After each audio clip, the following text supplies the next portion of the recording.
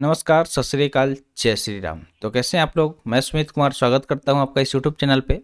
तो आज के सेशन में महत्वपूर्ण सामान्य ज्ञान का प्रश्नोत्तर हम लोग देखेंगे, यानी कि जनरल नॉलेज के कुछ इंपॉर्टेंट क्वेश्चन को कवर करने वाले हैं। तो अगर आप किसी भी कॉम्पिटिटिव एग्जाम का प्रिपरेशन करते हैं तो वीडियो लास्ट तक जरूर देखिएगा। चलिए वीडियो को शुरू करते हैं। जल्दी से लाइक कर दीजिए और चैनल पर नए हैं तो जल्दी से चैनल को सब्सक्राइब कर लीजिए। आप लोग वीडियो देखते हैं लेकिन लाइक नहीं करते हैं, थोड़ा सा लाइक कर दिया कीजिए, उससे कुछ नहीं आपका बिगड़ेगा।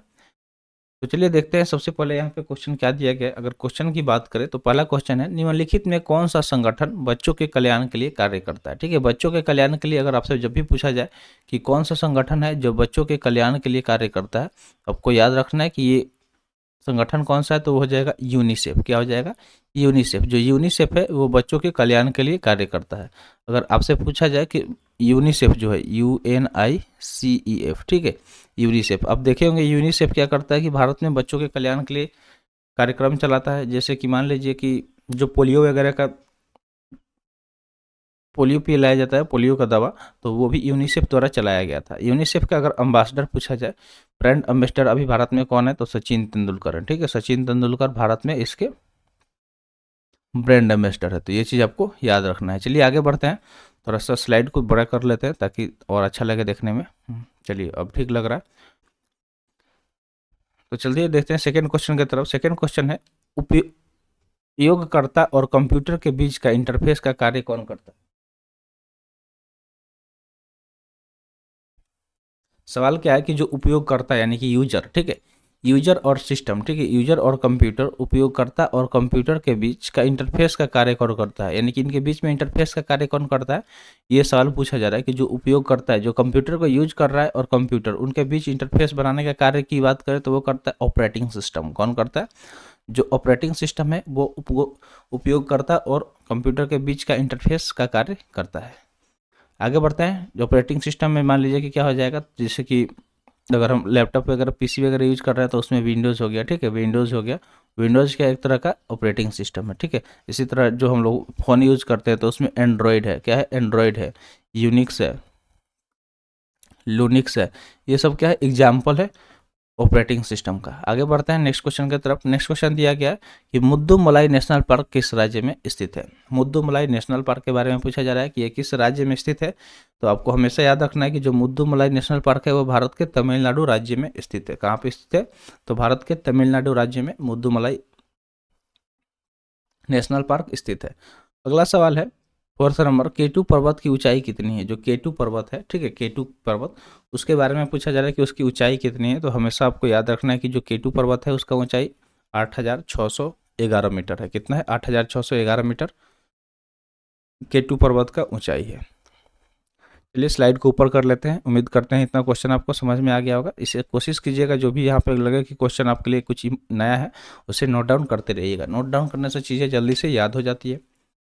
अगला सवाल देखते हैं। नेक्स्ट सवाल दिया गया कि कौन सी संस्था स्वास्थ्य से संबंधित है। ठीक है, स्वास्थ्य से संबंधित कौन सी संस्था है। तो यहाँ पे दिया गया है कि कौन सी संस्था है जो स्वास्थ्य से संबंधित है। तो याद रखिएगा विश्व स्वास्थ्य संगठन। ठीक है, WHO आप सुने होंगे। ठीक है, WHO वर्ल्ड हेल्थ ऑर्गेनाइजेशन। ठीक है, WHO, डब्ल्यू का मतलब क्या होता है? वर्ल्ड। ठीक है, world health, H stand for health और O से ऑर्गेनाइजेशन। तो वर्ल्ड हेल्थ ऑर्गेनाइजेशन के बारे में यहाँ पे यही पूछा गया कि ये किससे संबंधित है। तो स्वास्थ्य से यानी कि हेल्थ से संबंधित है। अगला सवाल यहाँ पे पूछा गया कि किस गैस को लाफिंग गैस के नाम से भी जाना जाता है। बहुत कॉमन सवाल है, बहुत बेसिक सवाल है कि लाफिंग गैस के बारे में आपको पता होना चाहिए। ये एग्जाम में भी पूछा जाता है। ठीक है, तो लाफिंग गैस के नाम से किसे जाना जाता है। तो इसका सही उत्तर क्या हो जाएगा? N2O। ठीक है, N2O यानी कि नाइट्रस ऑक्साइड इसको हम लोग बोलते हैं। ठीक है, N2O इसको इस तरह से लिखेंगे, जिस तरह से लिखा गया है वो गलत है। N2 और O, ठीक है, इसको नाइट्रस ऑक्साइड पढ़ा जाता है। अगला सवाल यहाँ पे देखते हैं। अगला सवाल है कि भारत की पहली स्वदेशी परमाणु पनडुब्बी है, यानी कि भारत का जो पहला अपना स्वदेशी मतलब क्या होता है? खुद से बनाया गया परमाणु पनडुब्बी के बारे में पूछा जा रहा है। तो कौन सा है? तो वो हो जाएगा INS अरिहंत। ठीक है, INS अरिहंत जो है वो भारत का अपना पहला स्वदेशी परमाणु है। ठीक है, अपना भारत का पहला स्वदेशी परमाणु पनडुब्बी है। नेक्स्ट क्वेश्चन है, जलियांवाला बाग हत्याकांड क्यों हुआ।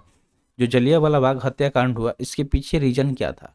बहुत लोग बस पढ़े होंगे कि कब हुआ। ठीक है, तो इसके पीछे रीजन यही था कि रॉलेट एक्ट के विरोध के कारण, ठीक है, जो रॉलेट एक्ट पास किया गया था जिसमें ना तो आप कोई अपील कर सकते थे ना कोई दलील कर सकते थे, तो उस चीज़ को लेके विरोध बहुत ज़्यादा किया गया भारतीय द्वारा, और यही लगा अंग्रेजों को कि ठीक है कि वहाँ पे जो जलियांवाला बाग हत्याकांड है वहाँ पे भी विरोध हो रहा है, तो इस वजह से जनरल डायर के निरीक्षण में क्या किया गया, वहाँ पे गोली चलवा दिया गया था। नेक्स्ट है बनिहाल दर्रा कहाँ पे स्थित है, ठीक है, यहाँ पे अगला सवाल पूछा जा रहा है कि जो बनिहाल दर्रा है उसके बारे में कि कहाँ पे स्थित है। 9th नंबर क्वेश्चन क्या है कि बनिहाल दर्रा कहाँ पे स्थित है, तो इसका सही उत्तर हो जाएगा बनिहाल दर्रा जम्मू और कश्मीर में स्थित है। कहाँ पे, जम्मू और कश्मीर में। अगला सवाल है 10वां नंबर, परमाणु ऊर्जा विभाग जिसको हम लोग DAE बोलते हैं, एक विभाग है जो सीधे काम करता है, ठीक है, जो सीधे काम करता है तो किसके अधीन काम करता है, ये सवाल पूछा गया है। तो ये भारत के प्रधानमंत्री के अधीन कार्य करता है। तो जो परमाणु ऊर्जा विभाग है, ठीक है, डिपार्टमेंट ऑफ एटॉमिक एनर्जी, उसके बारे में पूछा जा रहा है कि ये सीधे किसके अंतर्गत में काम करता है, तो प्रधानमंत्री के अंडर में काम करता है।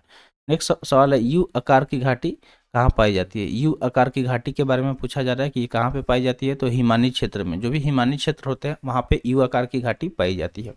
इस तरह की यू आकार की घाटी हिमानी क्षेत्र में पाई जाती है। अगला सवाल है शिप का निर्माण किससे होता है, ठीक है, शिप के बारे में पूछा जा रहा है कि जो शिप है इसका निर्माण किससे होता है। तो शिप की अगर हम बात करें तो शिप का निर्माण पवन से होता है। किससे होता है, पवन से। हमेशा याद रखना है कि शिप का निर्माण किससे होता है, तो पवन से शिप का निर्माण होता है।